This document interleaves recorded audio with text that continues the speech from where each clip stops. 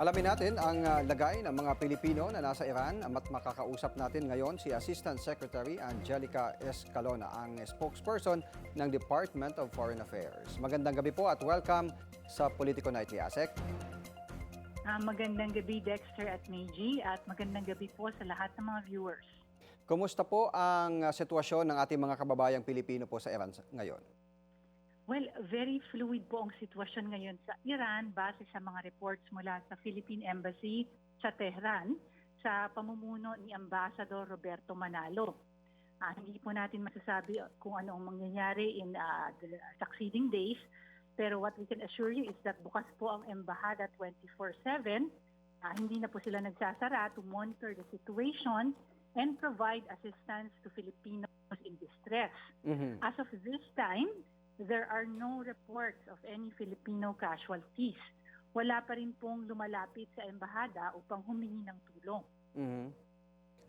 So far, mga ilan po ang official count po ng embahada ng mga kababayan natin na nandun? Ito ba'y mga nagtatrabaho o mga permanent resident na sa Iran? Based on our records, we have 823 Filipinos in Iran. Karamihan po sa kanila ay permanent residents, mga asawa at anak ng mga Iranian citizens. Pero ito ba ay nasa Tehran lang o nasa iba't ibang lugar din sa Iran? Karamihan po ay nasa Tehran pero spread out din po sa ibang mga lugar. Pero may ano po ba doon, Asek? May organization ba ng mga Pilipino or may Filipino community po ba doon sa Iran? Yes po, may mga community leaders at sila po yung mga kinokontak ng ating embassy officials para ma-check ang kalagayan ng ibang Pilipino. At sabi din po ng ating mga embassy officials na to spread the word, kung may alam yung ating mga Filipino community ng mga kababayan natin na nangangailangan ng tulong or Filipinos in distress, ay ipaalam lamang sa kanila. So far sa ngayon, wala pa namang kumukontak? Wala pa po. So ibig sabihin parang okay lang sila doon sa kabila ng mga nangyayaring kaguluhan? So far po. Pero sabi ko nga kanina ay bukas ang ating embassy 24/7. Hindi na po sila nagsasara ngayon.